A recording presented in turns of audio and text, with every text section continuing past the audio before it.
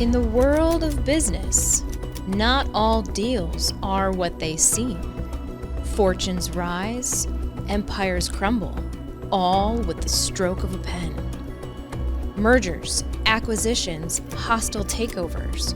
Welcome to Mergers She Wrote, where we examine strategies and stories behind the biggest deals in business. Because in M&A, the real risks are the ones you don't take. Welcome back to another episode of Merger She Wrote. I'm Paloma Goggins, the owner of Nocturnal Legal and your host. Today's guest has an incredible entrepreneurial journey from starting an accredited school to growing hemp and selling a CBD product. He's going to highlight how you shouldn't take no for an answer when it comes to building, growing, and successfully exiting your business. Scott Schwab as my guest today. Thanks so much, Scott, for being on. Thanks, Paloma. Appreciate it. To introduce Scott a little bit to everyone today. So Scott is an author, a speaker, an entrepreneur. He was the architect of an online business course called Business Plan University. And through that program, he ended up actually getting accredited. We'll go into that a little bit. And then in 2014, Scott authored a book, Standing Accountable, Increase Your Success by Holding Yourself Responsible. And I'm going to let Scott weave some of his bio in as we go through the question. So Scott, I'm just going to launch right in. You started your journey creating an education platform. Can you share what inspired you and what problem you were trying to solve? Yeah, a little bit of it started when I was in college, and I was going to school and in the business management program, and didn't actually even have to write a business plan. And I thought, well, that's a miss. I have all of my marketing classes, my business classes, finance classes, but nothing that ever brought it all together. And I think since, I graduated in '06, and I think since that time, you've had a lot of advancements and, pitch contests and universities sponsoring, business plan events. That was the problem that I saw. And so after college, post-college, I really felt like, hey, we need to teach people why having a business plan in place is one of the most crucial things that they can have. And so really that's where it started for me. That's so true. I feel like the evolution of entrepreneurial academies has blown up over the course of like the last 25 years. But you're right. Before then, the idea of a traditional business program really omitted the entrepreneurial journey. So true.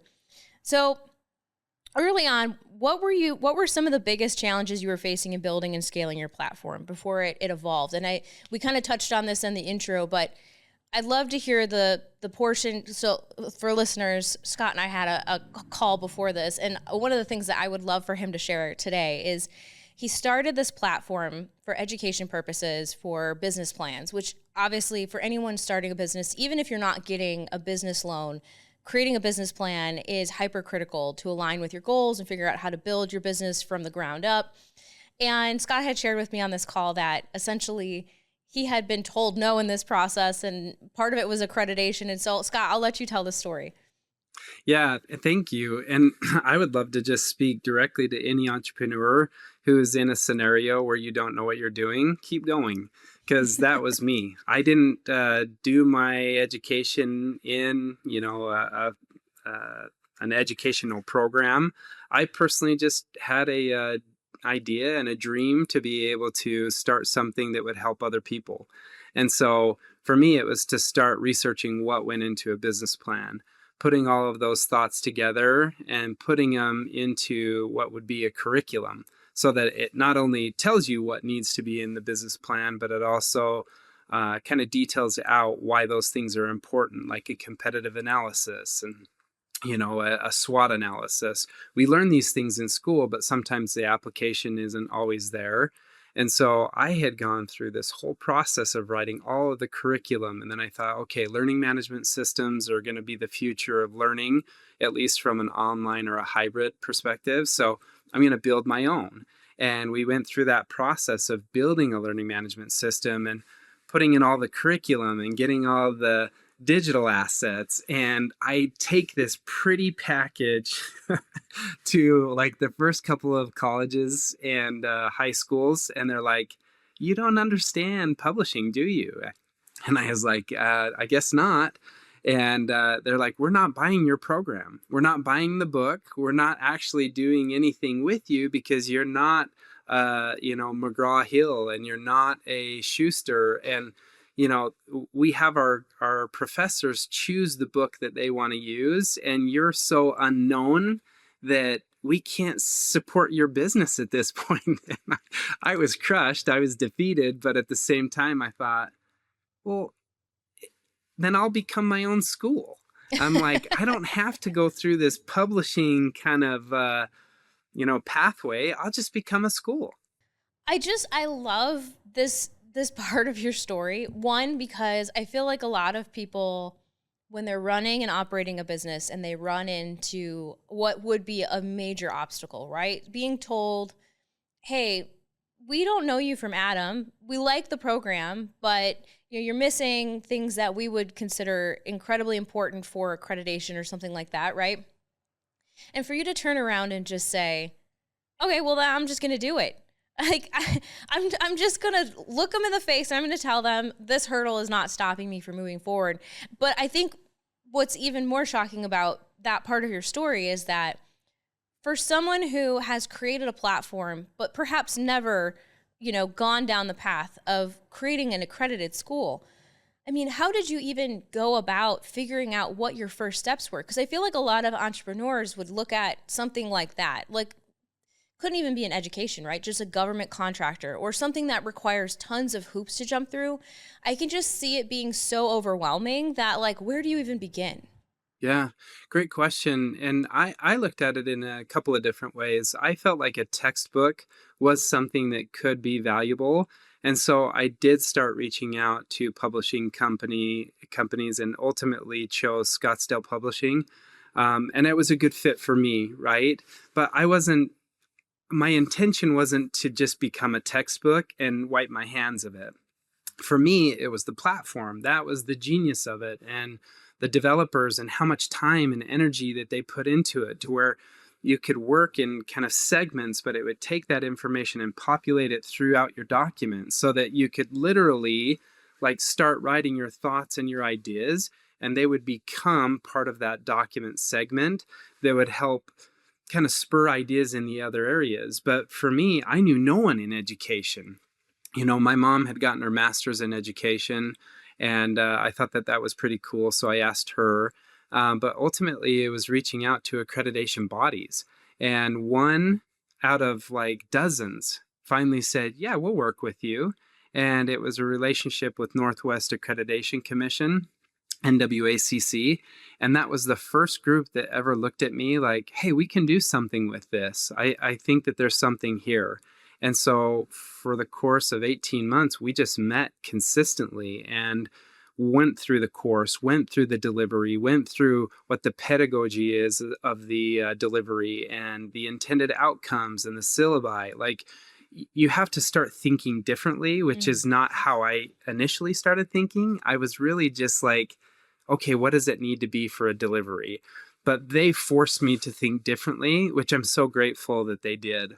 Well, and I was going to say for them to be able to, so it sounds like in that process, they were able to kind of hold your hand through the accreditation process and also provide you guidance. So it wasn't necessarily you were out on your own, just, floundering around trying to figure it out. It sounded like more hands-on. Okay, I think that's really neat. And maybe that's a kind of a take-home message too for entrepreneurs who are facing really significant either accreditation, licensing, or whatever it may be in that specific industry, is to find that person. And maybe it's not a regulatory body, right? Because a lot of times if you're working with the government for regulatory purposes, they're not going to hold your hand through that process.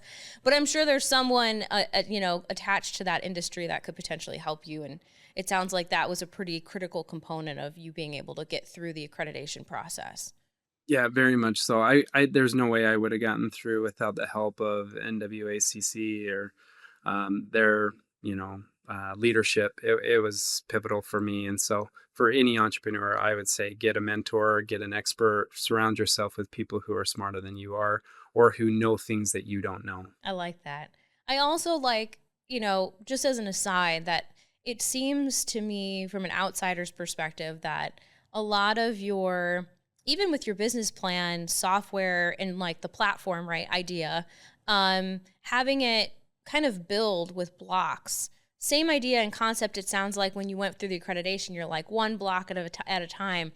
And I think a lot of people, when they look at really big, insurmountable issues, they don't realize that if they just take it one step at a time, it will eventually come to fruition, right? But I like this kind of theme you have going on, which is like building things out one part at a time to eventually make a whole.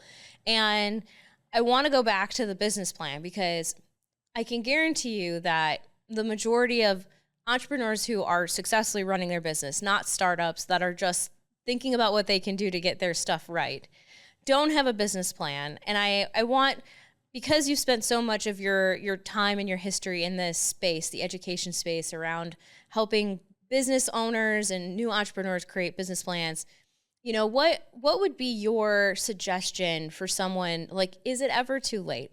Right? We kind of know the answer to this question, but Scott, if you could just explain some of the positives around why a business plan is awesome for people who are listening and thinking, oh, this doesn't apply to me. I've been in business for 5 years. Yeah, I have many thoughts. I think the first thought is it's great to be organized in any type of a discussion. And most investors, most partners, most people who want to engage with you, even consumers, they're going to want to have some idea of what makes your product unique, or what makes your business unique or special. And I think that that's where it starts for everybody, is really just writing out your ideas or how you're solving a problem. I think one of the biggest things that a business plan should really detail is the product market fit. Because if you don't know how your product fits, then you really don't have a business or even an idea yet. And I don't want to be harsh and discourage people. It's more or less like, hey, encourage you to take that idea that you've had, that you've told a couple of friends about, take that further. Maybe understand who else is doing that thing. Whether it's a product or a service, there's always somebody else doing it. Now, they may not be doing it in the way that you want to do it, and they may not do it in the type of way that you can see the opportunity. But that's the beauty of it, is you've got to be able to detail that out. And that's where, in my mind, it all starts with an executive summary of you writing out your idea and sharing about all of the aspects of your thought process. Because that thought process will say, okay, how do you sell it? Who's going to be involved? Why is this market an interesting market? Like, what is the total addressable market, or your TAM? You've got to know those things if you're serious about the business. And you don't have to know everything, but you've got to know some key components to attract other people to you, whether that's partners, investors, customers. You've really got to be able to tell people or share your business with others if you want it to be a success. I think the idea of putting your ideas and your thoughts on paper can be so powerful, and people forget about the power of writing down, whether it's on a computer or even in a notebook, writing down what your goals and your plans are for your business, and how critical that can be to success. I was lucky enough, I took one course when I was in law school that was about starting a law firm, and I didn't know if I would ever start my own law firm, but I was like, I'm going to take this course just in case I do. The irony of it now, looking back on it, but they forced us to create a business plan. And in all honesty, I'd kind of forgotten about the business plan that I had created. It had been so long ago. And I stumbled upon it, actually. And it was funny, the timing of it, the irony, because we were going to sit down and have this conversation, and I knew the platform was about business plans. And I found it in my drive, and I was like, oh man, blast from the past. So I opened it. I was like, man, I wonder how much of this stuff I've actually done, right? Because you got to have a marketing section, right? What are you doing to market your business? Who are you going to serve as your customer, your client? And I was so pleasantly surprised to find out that I must have just absorbed all of that, because it was a huge project in the class. So it, of course, was like a big thing for me at the time. But there were so many things that I had been doing in my business, and I hadn't even realized that I had written it down. So I think, even if you don't think you're ever going to use your business plan, I think me finding that old one and realizing I had done exactly what I had told myself to do, like 8 years ago, I think, stands to the testament of the practice of doing a business plan, even if you're not taking it to investors or private equity or whatever it may be. Yeah, Paloma, I love that you brought that up because I don't know if we always understand the power of thought and the power of dreams and what's going on behind the scenes. So a lot of times we're, you know, cognitive of what our, consciousness is, like how I feel, how I think right now in this moment. But I don't know how often we're really tuned in to our subconscious. Some of the things that happen when maybe we're not told to think about anything. What is it that we dream about? What are the things that we are interested in? How do we treat people? I think all those things show up in subconscious. And I think that there's a loop between subconscious and conscious. I think that we see that in dreams.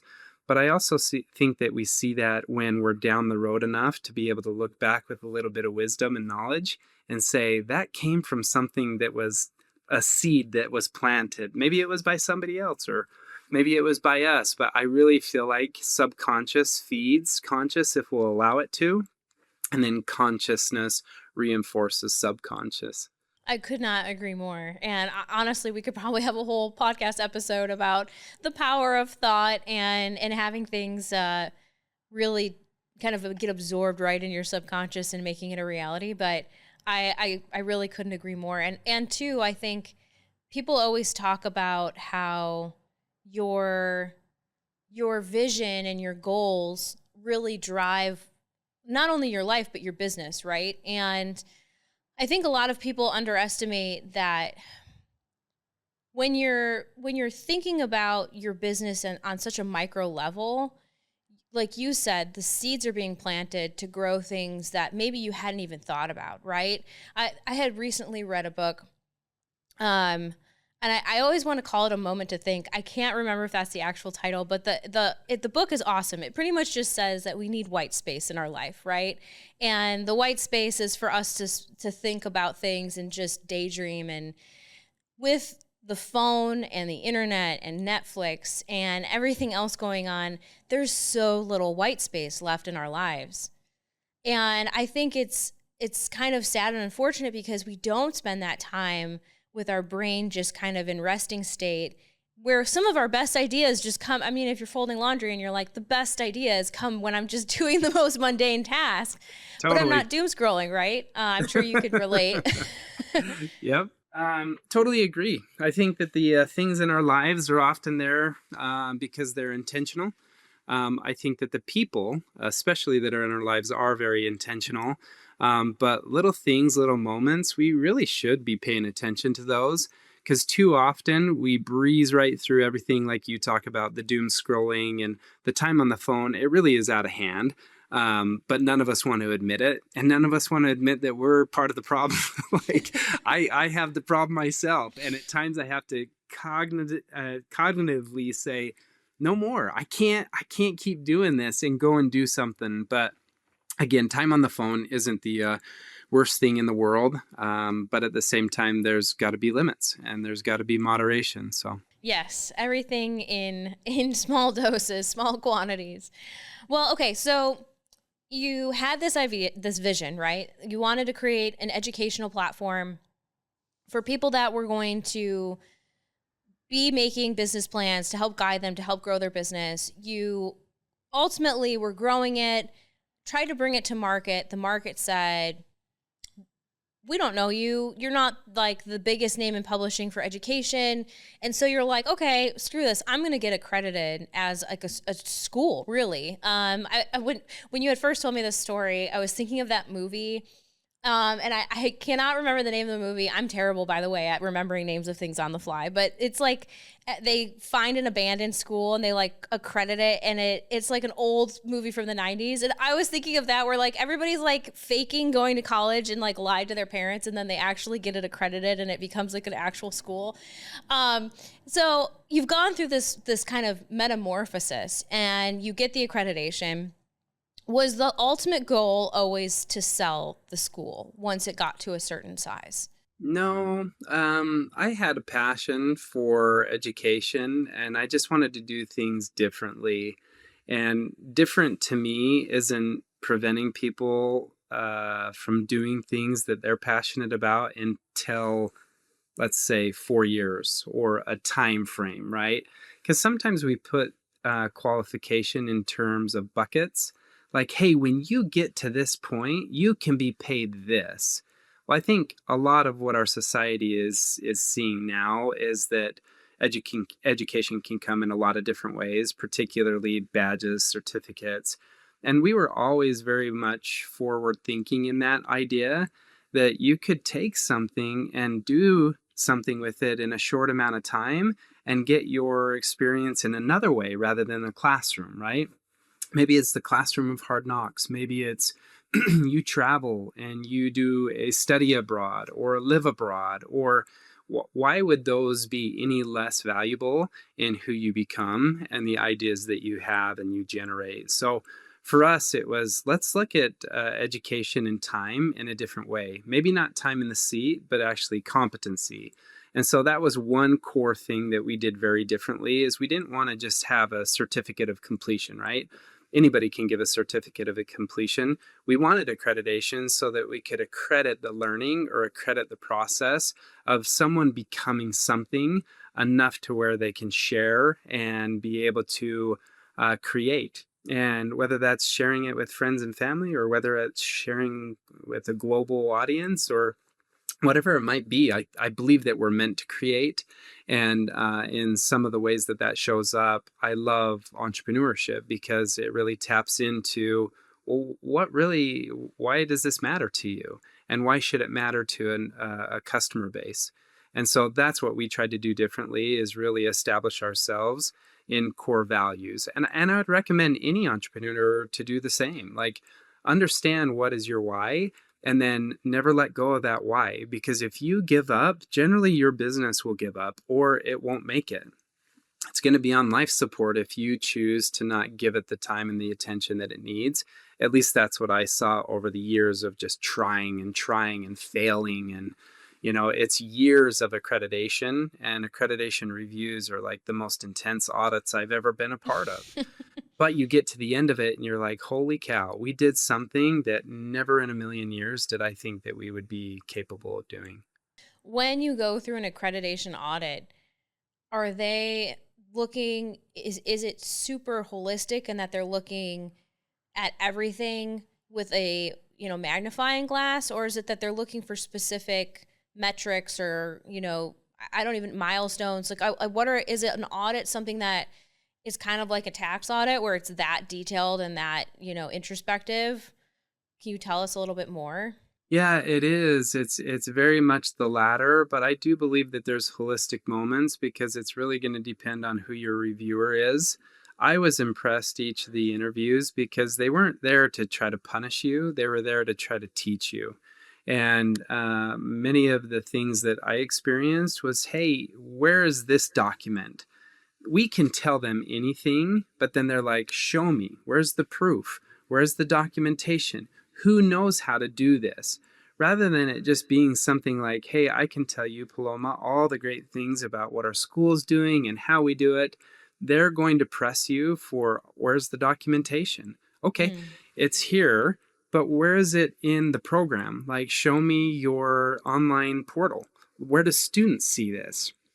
How do you interact with these students or the shareholders or stakeholders within the education? And that might be parents, that might be grandparents.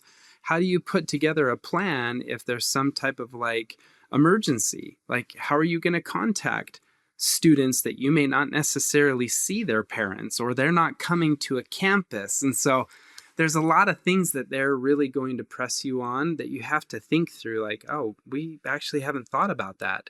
And every accreditation is an opportunity to get better. And I've loved the process, but I will tell you, it is one of the most stressed types of moments that I've ever had, because you have educators coming in from all over the world, and they're looking at your presentation as, hey, is this something that we can actually feel good about putting a stamp of approval on as individuals? And will our submission to the accreditation body be accepted? Because they still have to review it, approve it. But it's a process that takes months and even years when you're looking at, some of the sizes of programs and the amount of courses, the amount of students. Imagine. So it's pretty heavy. That's crazy. Yeah. I suppose the bigger your school and the more offerings you have, the more complex the audit. So you were talking about core values. Was that what kind of triggered or was like the unique identifier for your program that led to someone saying, "Hey, I'd like to buy this"? Or what, like, kind of from an evolution standpoint, at what point were you like, I'm ready, or I'm okay with selling the school to someone else? Yeah, and I think that the first time that that came was in 2016. And I had a couple of partners who came and said, "Hey, listen, there's two components to your business that we're really interested in. One is the development shop, because we funded the university with a dev shop. And so we would go out and get like different types of dev contracts. And we would use some of our students who had gone through our dev program. It made a lot of sense for us because we could have senior level developers train mid and junior level developers. But not only that real world experience, but we were sending people out to companies that were paying, a bonus or some type of a kickback to us as preparing those developers for higher learning or higher opportunities. And so it was a kind of a cool model where we were able to kind of eat our own cake, which was, hey, we baked this cake, and we feel so confident in our developers, we're willing to put them out on the market for another company to take. And so that was one of the first pieces, was the dev shop. And they were a really strong dev shop, so we felt like that was a no-brainer, bringing the dev shops together. But then they were doing some trainings with developers, and I was like, well, why don't we just tie this developer training into an accreditation model? And so we launched a boot camp. To that point, we were a school, but the learning model of a boot camp hadn't been approved. And so in 2016, we were one of the first boot camps that were approved as not only a learning model, but as its own institution. And so the school then became the accreditation kind of governance and leadership, because anything that you bring into the school has to be reviewed by leadership, and then has to receive an approval. And then you can release any type of a program, whether that be something that is going to be a cohort based, or whether that's going to be a class, or whether that's going to be remedial learning or remote learning. Like, all those things get decided by a leadership core or group. And it really came together with those two individuals. Fast forward, some of the opportunities for our own purchase came because we were able to grow and we were able to expand our model. So in 2017 was the first time I flew to Malaysia and met with a family that owned a university in the States. And we worked with them for about a year, and they said, you know what? We know education in Malaysia and throughout China. They had 74 different partners across Europe and Asia. And they said, why don't you buy our university in the US? And we were like, is that even a possibility? And it turns out that it was a possibility, and that the accreditation body preferred U.S. ownership. Interesting. And so that opportunity came simply because we were growing, and that we had some excitement around our program, and we were at the right time at the right place. This family wanted to, kind of pass this investment to somebody else, and we were in the right spot to take it.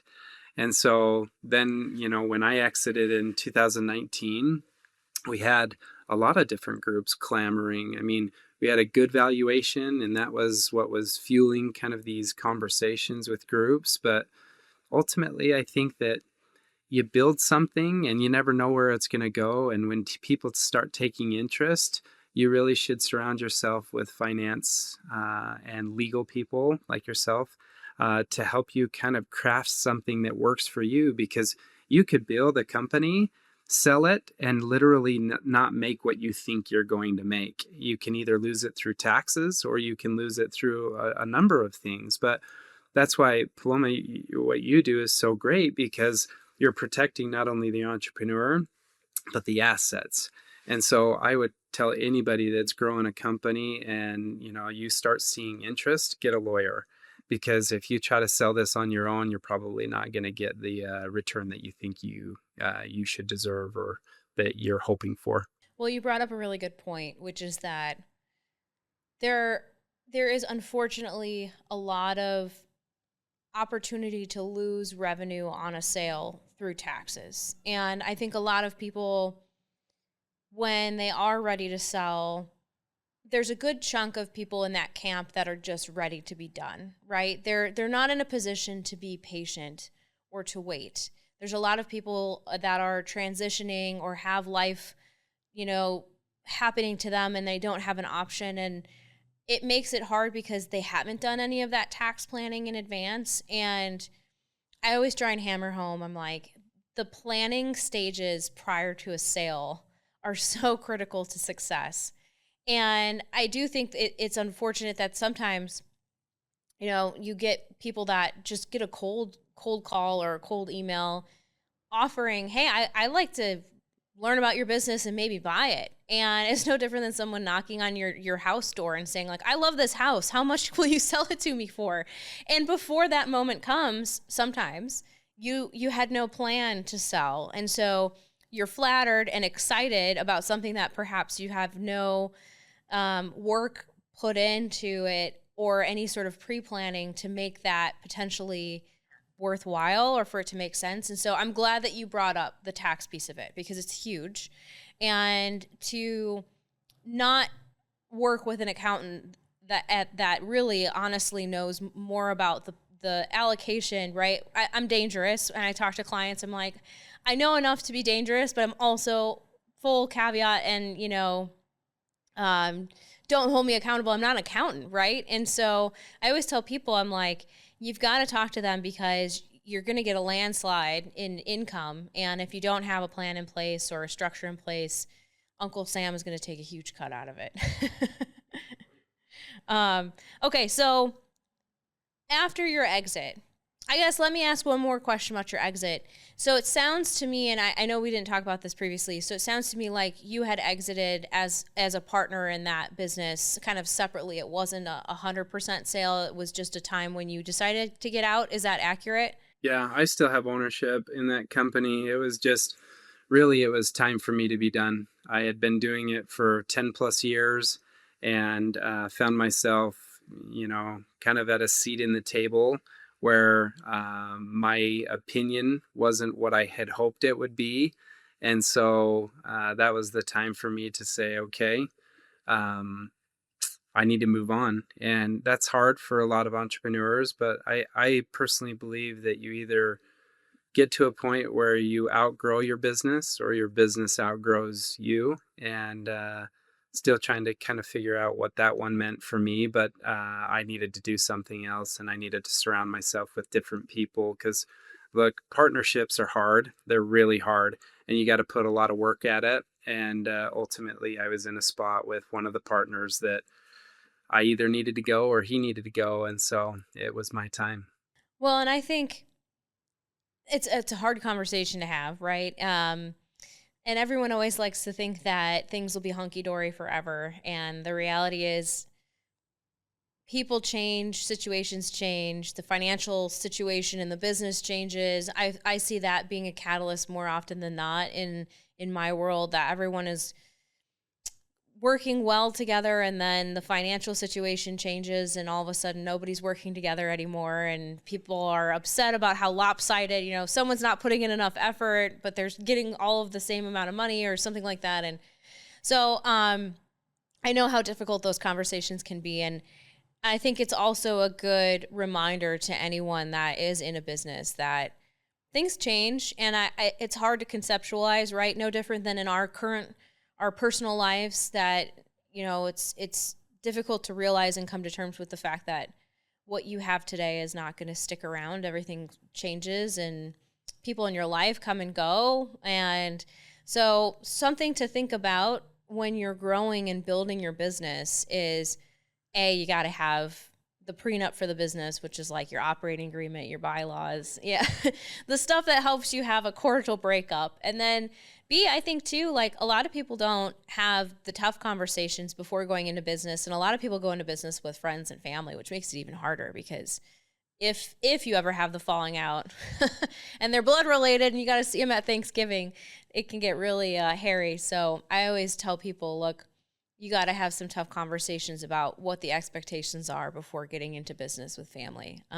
Yeah, I love what you're saying there, and that conversation should be ongoing.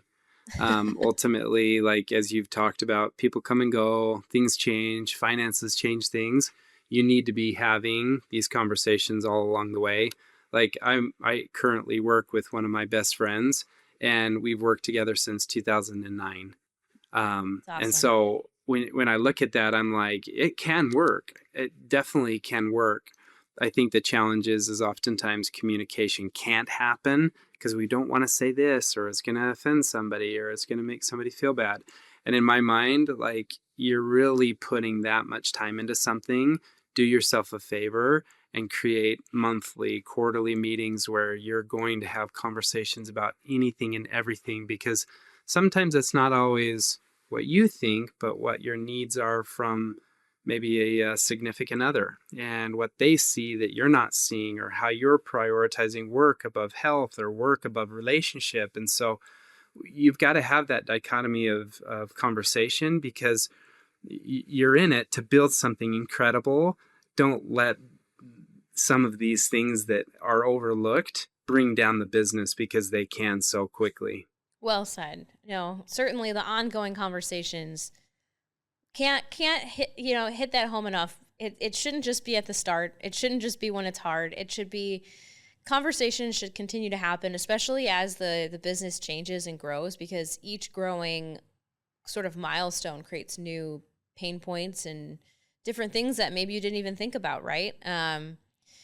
So I want to pivot back. I was going to pivot away from your post exit, and then I was like, okay, we got to talk about that first. But you sold, and you still have an interest in it, but you essentially kind of took a step back and out of the business, and you pivoted into a business that is product based.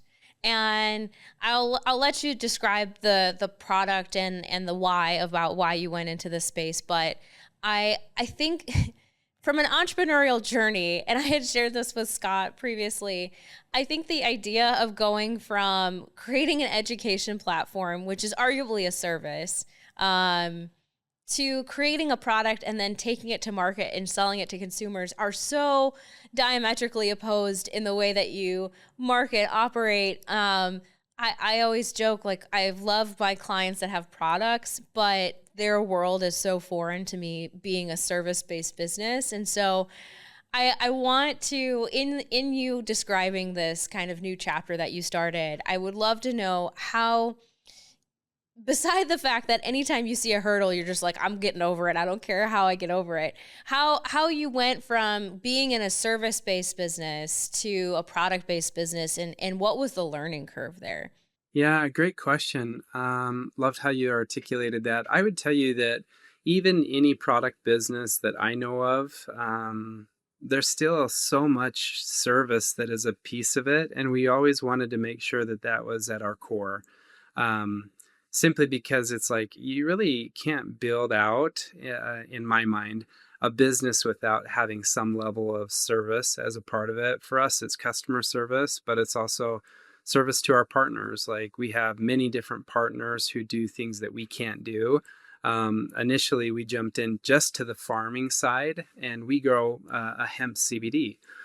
This is kind of right off of the heels of the Farm Bill passing in 2018. There's a lot of excitement about what that means. For us, we just wanted to understand a crop that would give a farmer a good return, because farmers don't always get the returns that we think that they do. And so what we wanted to do was provide that. We were three Idaho boys, understood that, work had to be a big part of it. But if we could grow this plant right, we could actually provide a product and a service to people, because you can look at the hemp plant, there's over 1,000 things that you can do with it.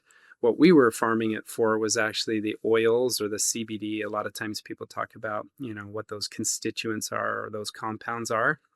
And so we approached it very much like, okay, we've got to learn how to grow it, right? That was our first task that we had to do. So we partnered with a farm that was an organic farm, and we wanted to understand, okay, how does this plant grow? What do you need to do to it? How do you need to protect it? What are the things that you need to, kind of put in place so that you have some validation? For us, that comes in the form of tech. And again, kind of leaning into my tech days, we partnered with a group that tests the soil quality to the billionth particle.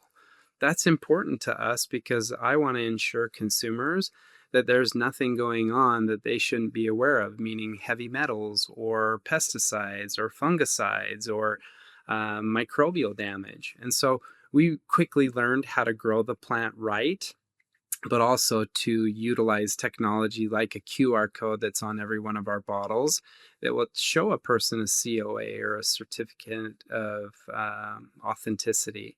Ultimately, we want to be able to give them trust and comfort in our products. And where it started is not where it's at. I mean, we in a lot of ways thought we would just farm it.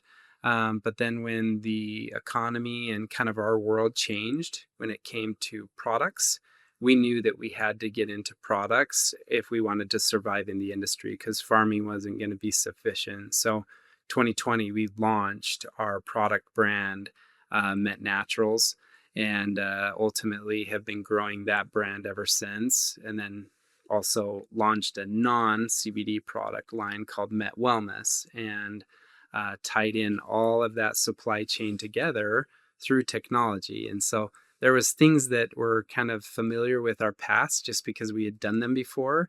And then when you have the mindset of being very focused on your company or your customer, that's a service-based business in my mind. But we do have it with a product that people can take for their well-being and for their health. You're so right. I hadn't thought about the fact that you still have customer service as a component. The thought, I think for me, the thought that blows my mind is like bringing a product to market is such a significant undertaking. And I think it's incredible that I think the kind of the recurring theme for you in your entrepreneurial journey is like, you don't know it, you're going to learn it. Like you'll just figure it out. And I love that because I'm that way too. I will throw myself into learning, digital marketing because I need to know it as a business owner, and I refuse to run the risk of hiring someone that isn't going to do the right thing, right? So you're going to take it into your own hands. And so let's go back in your story to the part where you start to grow the plant because I love this part of your story too. It's like, the same hurdle as, getting the accreditation. You're like, we want to make a product. We're going to grow it from scratch. And I love it. And I love the commitment to making things transparent, right? The soil analysis component of this is so critical in an industry that even when you're just talking about CBD only, there's such a lack of transparency out there about what's going into your product, where it's come from, what they're utilizing on the plant, and so on and so forth. And arguably in an industry that is marketed towards people who are in pain or have some sort of illness. So when you decided to grow it, what was your operation like? Were you like, we're going to start small and grow it slowly, or did you just dive right in? I know this answer to this question to everyone who's listening, but I'm teeing Scott up for the best answer ever. We were not intelligent about how we looked at this. We grew 500 acres, which is way too much. Wild. Way too much. And I think the intelligent aspect that we did do is we chose different varieties because we wanted to understand how the plant grew. But in thinking that like we had just hit a gold mine, we, like everybody else, jumped in and grew way too much. And even with the Farm Bill passing, they really didn't set up a good supply chain themselves, from farmers, growers, to extractors, to producers, manufacturers. That really wasn't set up. And for anybody early in the industry, you really had to just dig in and find your partners. And for us, that's been our theme, is really just focusing on the right partners, because we understood going into it, kind of like we did with accreditation, we're never going to be able to figure out everything that needs to be learned if we just try to do it all ourselves. And so we lean into relationships with partners. And I think that's one of the beauties of entrepreneurship, if we'll let it, is let people help us, because there's so many people who want to help and who are excited about what you're doing and want to support you and see you win. And that's who you need to surround yourself with, because there's also frenemies. There's also people who want to see you fail. And it's unfortunate, but surround yourself with those people who want to see you win. Well, and I think that is something that people underestimate is that grow you can grow no matter what, but you can grow exponentially quicker when you surround yourself with people who are experts in certain industries, or even in just growing or scaling your business, right? And so this concept that you're going to do it all on your own in a silo, I think sometimes stunts people's growth. And I think they're a little short-sighted in looking at the investment of working with those experts or those advisors and say, well, I don't really want to take my hard-earned money from the business and invest it in these experts. And in turn, their growth is so much slower. So I like that you brought up and mentioned that piece of it. And I think it's wild that you grew such a large amount. So once you grow, are you guys the ones that are helping to, I guess, to get a better idea of how expansive the kind of the operations behind the scenes are, and to sort of answer my own curiosity in my back of my mind is, so once the plan is grown and you want to turn it into the product, do you have to send the plant for processing to another company to create the product that you want? Yeah. When you were going through the process of figuring out who that partner was going to be, I would imagine there's plenty of options out there. Or are you limited? I know I used to do a little bit of research, and I wrote an article once for the Wisconsin Law Journal about the cannabis and how things were changing back in Wisconsin. And obviously the Farm Bill was new and everybody was trying to figure things out at the time. Tell me, are you limited to working with people within state boundaries because of the Farm Bill for processing, or can you actually ship it out of state because you're not technically selling it across state lines? Yeah, great question. Early on, it was the wild, wild west. Everybody was really just trying to figure it out. And unfortunately, a lot of mistakes were made. And those mistakes, they were at the state level, they were at the federal level. Now it's kind of settled down to where each state has their own, course of doing business. But everybody leans into the federal farm bill, which is, hey, as long as your product is lower than 0.3% THC, then you can pass it between state lines and you can grow it in any state, minus Idaho. Idaho has some laws that won't allow people to necessarily retail it in the state of Idaho. And that's a tricky one sometimes, because we do have retailers who want to have our product in Idaho.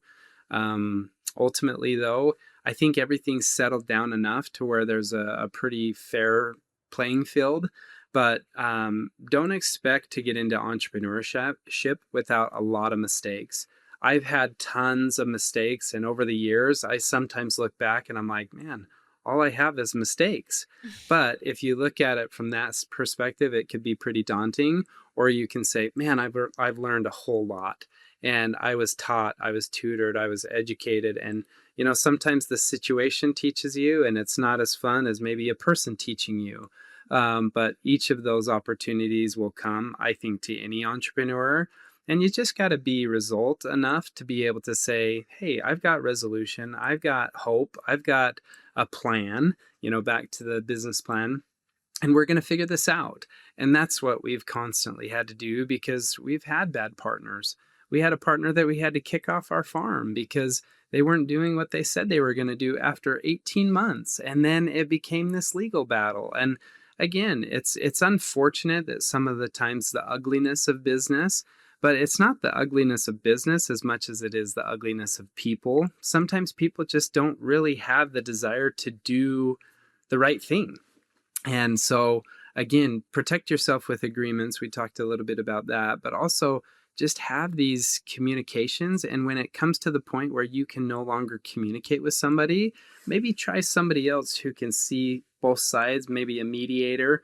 But at the end of the day, if in the event that you can't find resolve, you need to find something that's going to not suck the negative energy or suck the positive energy out of you and give you negative energy, because life's too short to be so bent out of shape with everything you can't control.